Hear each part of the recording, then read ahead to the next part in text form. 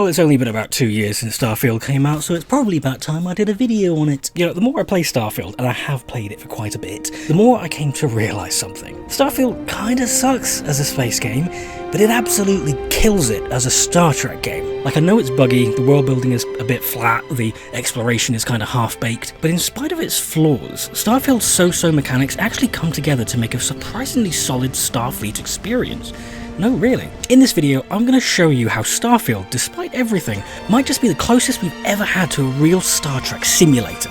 Like, why should Star Wars get all the fun? From the exploration to the intrigue, from the vistas to the vehicles, Starfield plays like it was made as the scaffolding for some unrealised Star Trek dream game, and it's sitting just beneath the surface of a pretty mediocre Bethesda sci-fi. It takes a little time and a couple of mods, but if you ever wanted to live that Starfleet fantasy, to boldly go and all that, stick around. Because it turns out Todd Howard might have given us the best Star Trek game never made. Which is funny, because Starfield isn't even the best Starfield game ever made.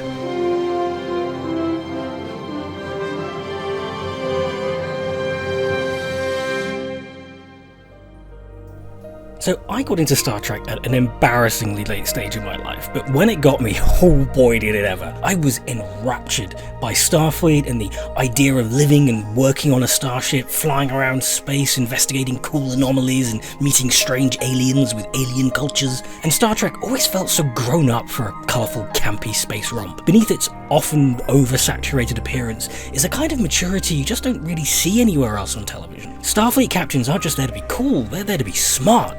They'll negotiate, talk, trade and compromise, and only when diplomacy fails will they resort to using their guns. That was downright inspirational to me. Star Trek wasn't about action, I mean it had it, budget willing, but it was a show about humanity being its best. Not belligerent and violent, but intelligent and considered. And it came up with philosophical and political conundrums that made us look at ourselves and think, so Star Trek has a lot going on. We've got cool aliens with cool foreheads, we've got politics and wars and war crimes, we've got groundbreaking cosmic discoveries and personal inner discoveries, all. But for the purposes of this video, we're going to drill all the way into the meaty, gooey centre of Star Trek, the not quite eponymous Starfleet. Yeah, we're probably not going to be looking too much at the Klingons, sorry. So before we go any further, let's pin something down. What is Starfleet? Well, according to the wiki, Starfleet was the deep space exploratory and defense service maintained by the United Federation of Planets. Its principal function included the advancement of Federation knowledge about the galaxy and its inhabitants and knowledge of all areas of study, both scientific and non-scientific, blah blah blah blah. They're space explorers. They boldly go around exploring space anomalies and planets and stuff, meeting aliens and forming alliances. Exploration is the job, but discovery is the point. Starfleet and Star Trek is about exploration, cooperation and the betterment of mankind. Mankind being like aliens too, I guess. Yes, there's shooty bits and cool space cars, but the core of Star Trek has always been about seeing what's out there and what that can tell us about ourselves. And this is all explored through the medium of very skilled Starfleet officers living on a spaceship or a space station at that one time, as they go about doing boring routine geological surveys, and then they uncover some kind of terrible space alien monster, and then they learn to either kill it or make friends with it or whatever, interfere with its development, I don't know. And it's these Starfleet officers we spend most of our time with, watching their interactions, their discoveries, their musings and thoughts on whatever deep philosophical quandary they're dealing with that week, from the captain to the first officer, the security chief, engineer, medic, all the way down to the lower deckers who do all of the lower deck work in the lower decks. Every job is important on a Starfleet vessel so that we can go out there and explore. Out of the box, Starfield actually ticks a lot of these boxes pretty neatly. You get a ship, a crew, and 1,000 planets to go, discover, and explore. Now, if you've been following any Starfield discourse, you'll know that the exploration in this game doesn't promise a whole lot, but there are tons of bounties and transport jobs, quests, and stories for you to uncover. Every trip to the stars could land you in the middle of a firefight, a negotiation, or a rescue mission. And of course, with the Creation Club, there's also a wealth of small expansions that give you even more things to find out in space. And if that sounds like all you ever wanted from a Star Trek game, you can go right ahead and start playing, because Starfield will allow you to do all that without issue. If you want all the Starfleet bells and whistles, however, I'll be touching on mods a little later. Whether you do all this exploration of Starfleet, or Constellation, or your very own exploratory faction is up to you, but for the moment, let's just talk about Constellation. So this is Constellation, Starfield's budget Starfleet. They're the legendary explorers group of this setting who, if I'm reading this right, haven't discovered anything in about 50 years. In fact, without your intervention, all 9 members of this organisation will just idle around in this library doing nothing. And yet, this is where things get interesting, because even though Constellation themselves won't lift a finger, the missions they hand you are actually where Starfield starts to stumble into feeling like Star Trek. Surveying planets, scanning anomalies, cataloguing wildlife. On paper, it's not thrilling. It's basically space admin, but on a good day, this is what Starfleet was all about.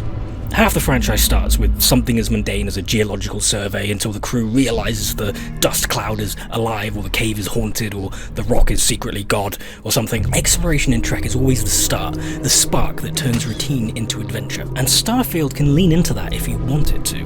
Vanilla, you're just pressing A on a planet, but crank up the survival settings or grab some mods that add camping in harsher environments, and suddenly that scan this planet mission becomes a full-on away team scenario. Setting up camps in thunderstorms, rationing food, holding back alien wildlife while the science officer finishes their scan.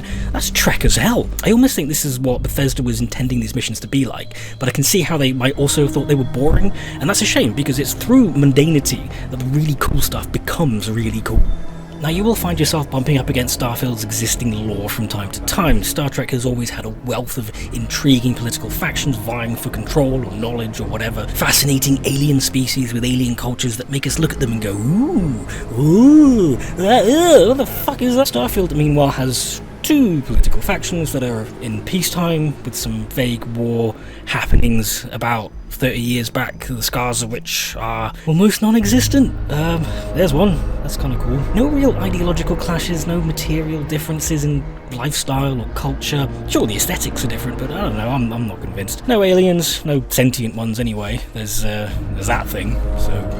And I mean, there's more, but bashing Starfield is way outside the purview of this video. Look, I like Starfield, but the universe only works if you don't prod too much. I just need to make sure you understand that what I'm selling you here is a very nicely dressed lemon. So in order to turn this into a real Star Trek game, we're going to turn to some mods to really sell the idea, because God knows there's a fair bit of work we need to do.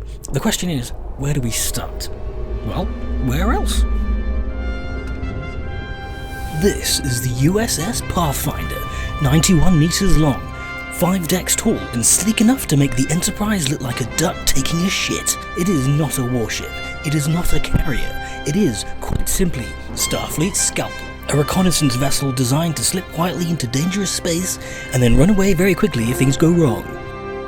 On board, you'll find a crew of around 35. This is no pleasure cruise, unless your idea of luxury is spending a year in shared quarters fighting over the one toilet.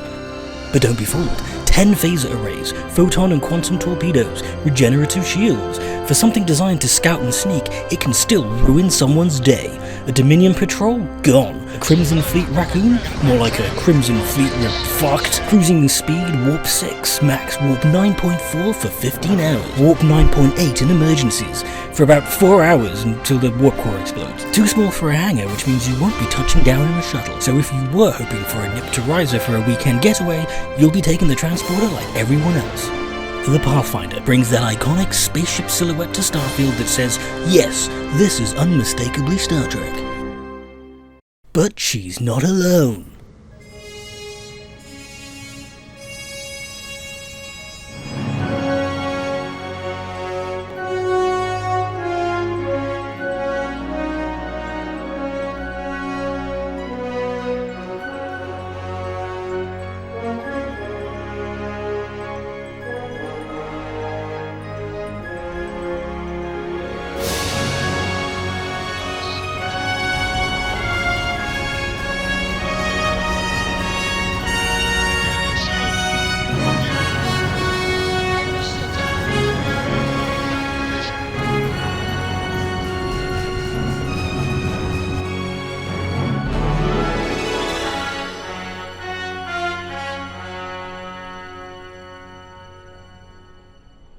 So the mod you're going to need for this is Perditus Fleet by Sergeant L.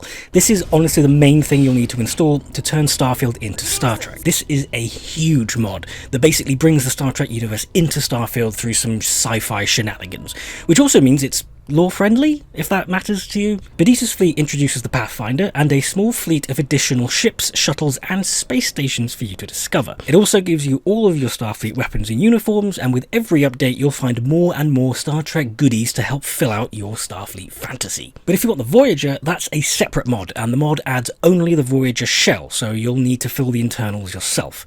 I prefer to just have this as a support ship, so it doesn't really matter what's inside. Honestly, I should really do a full video on Perditus Fleet alone because it more than deserves it. The Discord is so alive with contributors adding every cool little Trekkie thing they can to the mod. It isn't a total conversion, it's super easy to install from the Creation Club, and it's completely free. This, along with the Watchtower creation by King Kath Creations, will give you pretty much all you need to get your Starfleet fleet started. But that's the ships. What about the people who fly them? What is Starfleet if not its people? All these weird knobs and buttons aren't going to push themselves, so let's get staffing. Starfield has a crew system that allows you to hire and acquire crewmates to boost performance on your ship. And the game comes with many specialists for you to fill out your ship's corridors, but most of them are very simple, with basic backstories and no loyalty quests or anything you might expect. Don't worry, we'll be doing something about that shortly. Strictly speaking, you don't need anyone but yourself to fly a ship, but that's not what we're going for. Now by default, crewmates will just wander aimlessly around the ship interacting with random things randomly, and that's no good for an orderly, semi-militaristic organisation like Starfleet. So it's with the mod crew assignments that you'll be able to assign crewmates to crew stations on your ship, which helps immersion and makes your favourite follower a lot easier to track down. No 4-shift rotations, alas, but it's only a matter of time. Out of the box, Starfield comes with 4 main companions all tied to the Constellation faction. 5 if you include the robot, which we don't. Robots aren't real people. Unlike the rest of the companions in the game, these 4 have quests tied to them, have something approaching a personality, and if your captaining style is less Picard and more Kirk, you can romance them as well. I'm sure there are regs about that, but hey, it's your ship. Now, if you're thinking 4 companions with quests isn't going to provide much in the way of character-driven episodes for you to enjoy, you'd be right. But that's where we can once again turn to mods. There are many custom companions you can download into the game, but the 3 I'm going to recommend here are Robin Locke, Lyria, and the new crew. Robin Locke is a surly ex-UC pilot you can find drinking away her sorrows in a bar in New Atlantis. She's basically your Season 1, Episode 1 Tom Paris stand-in. Buy her a drink and she's all yours, in that she'll join your crew. I generally have her assigned to Helm since, well, she's a pilot. She has a quest, a bunch of voice dialogue, backstory, all that good stuff. Not a lot to say, she's just a solid modded companion. Next up is Lyria. Now, this is a harder sell since the nearest Star Trek parallel would be Neelix? She's overly chipper, doesn't know a thing about starships no matter what she says. You look like someone who knows their way around a temporal phase adjuster, am I right? And she chats utter shit constantly, but she's reliable in combat, really well voiced, and adds a lot of levity to the crew. And lastly is the new crew. This mod adds a colourful crew of lower deckers, distinguished doctors, and curmudgeonly engineers to your ship, each with their own specialisations, backstories, and quests. More crucially though is that they will actually converse with each other while they work. Even better, this mod is by the same author as Lyria, meaning she'll get involved in the banter also. Having these guys around really makes it feel like your ship is manned not only by a crew, but by a small family. Aww. Hiya, Captain. How's your day? Additionally, you'll want the mod The Gang's All Here to manage follower functions. This one's important as it allows for you to have multiple companions at once, giving you the ability to create the all-important away teams for your planet-side excursions. An optional extra is the mod Astrogate that enables almost seamless travel between star systems, allowing for that important downtime between destinations, giving you the opportunity to go and seek out your crewmates and have a chat, see how they're doing, opening the way for their quests and adventures that follow. This is how you get those corridor scenes and mess hall heart-to-hearts that are essential to Star Trek. This mod might be redundant by the time you're watching this, with Starfield's 2.0 update looming around the corner, but one way or another, this travel time is exactly the fertile ground for inter-crew connection to flourish. Might as well use this point to mention the optional extra mod that makes Walter Stroud look like Armin Shimmerman, because Walter Stroud is voiced by Armin Shimmerman, so why not? So we have our ship, we have our crew, starting to feel a lot like Star Trek. Let's see how it all comes together. Captain's log. Stardate, today.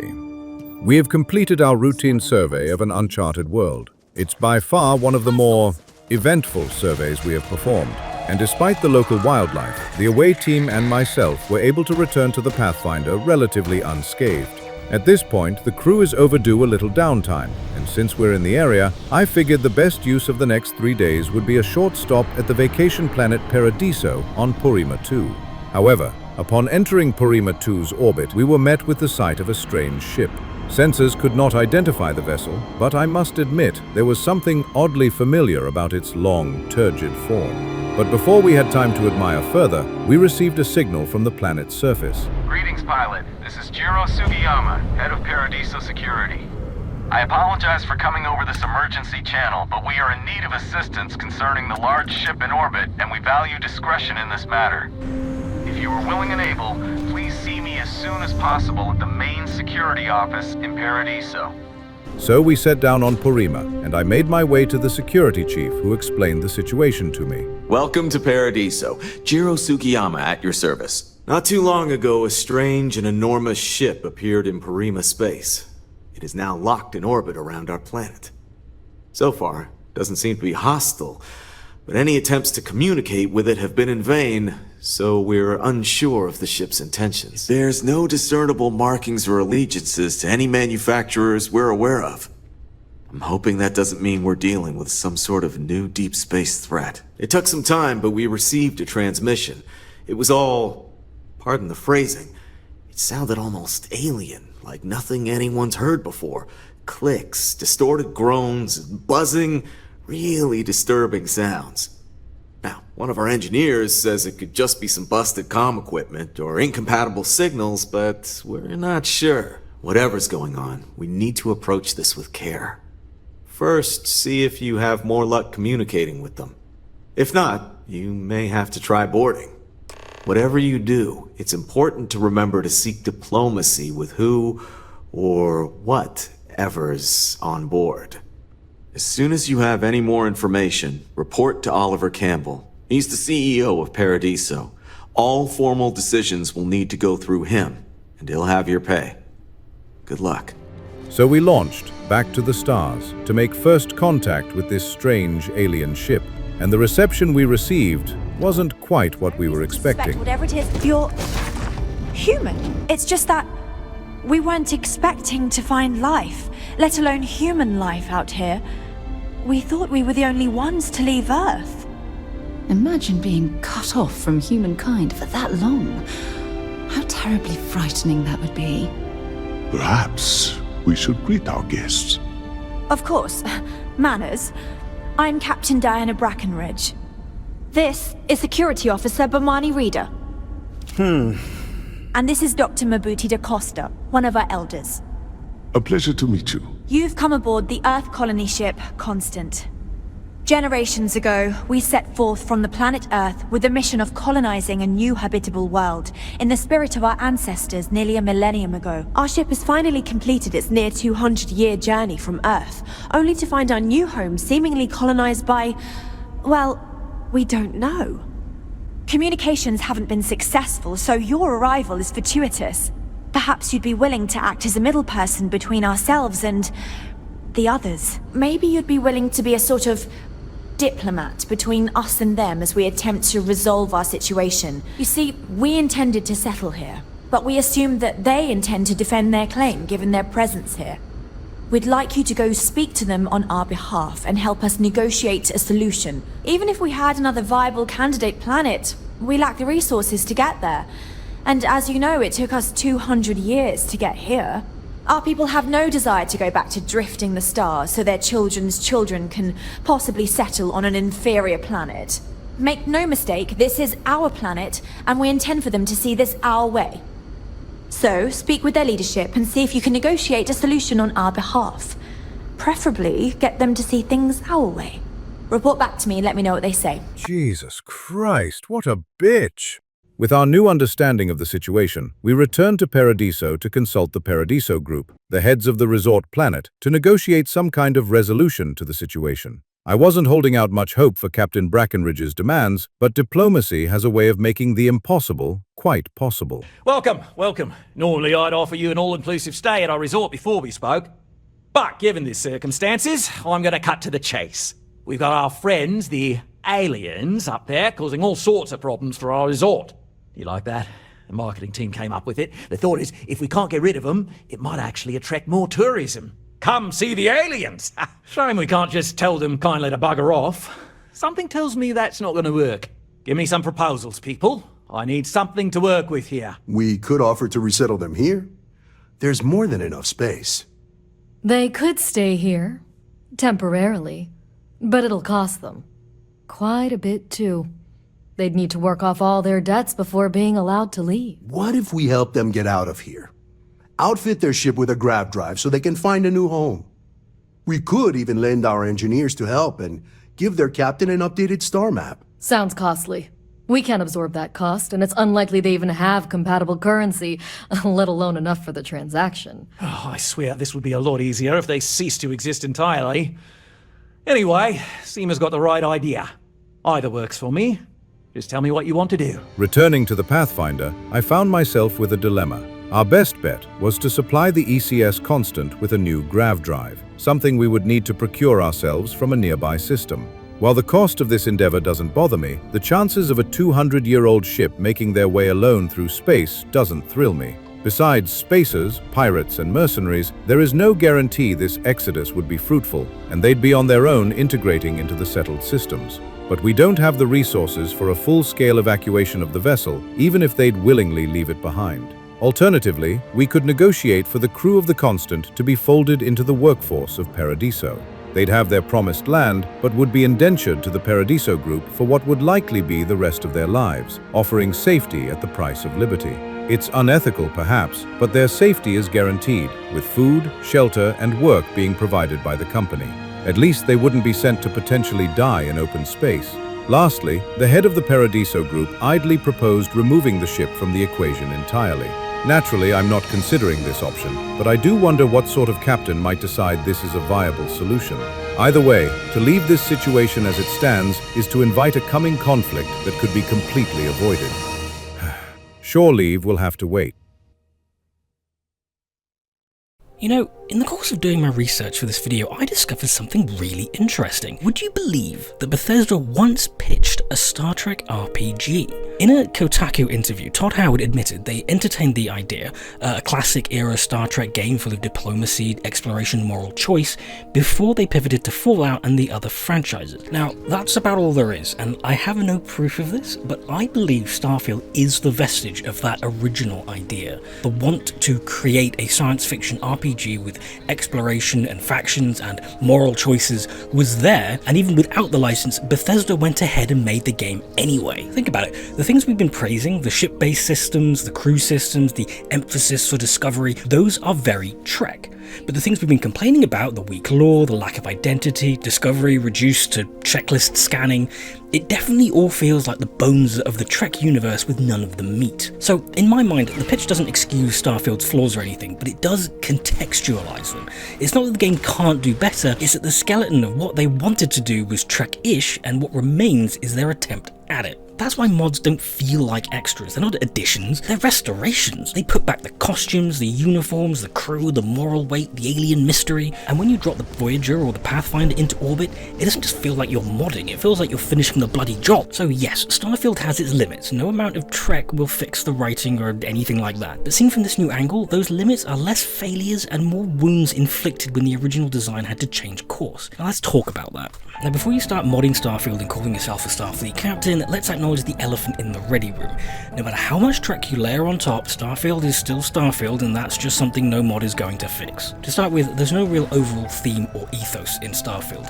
Some vague, optimistic view of the future that doesn't really say anything. Star Trek is built around a vision of humanity's better future. Starfield doesn't really have a vision. It's a grab bag of mechanics and factions without any guiding ideas. It creates a sort of aimless experience that you have to kind of give meaning to yourself. It's also true that, despite my focus on it, the exploration loop is pretty weak. Though it's better to say exploration isn't the issue, discovery is. Star Trek makes finding a single anomaly feel like the key to redefining the periodic table, or that it might fundamentally shift our understanding of the universe. Starfield boils discoveries down to checking off an objective. Finding new fauna or flora doesn't yield a better understanding of the planet you're surveying or the thing itself. You click on a space cow, it's scanned, That's it. We know about as much as we did when we started. I suppose you can headcanon that you're just sending this data back to the ship for further analysis by the science team, but again, you're having to do a lot of the work yourself here. Scientific exploration in Starfield really only does go this far. Star Trek also thrives on ideological clashes. The Federation versus the Klingon, Bajor versus Cardassia. Starfield, on the other hand, gives you two factions with the world's least interesting peace treaty and House Va'Run, who are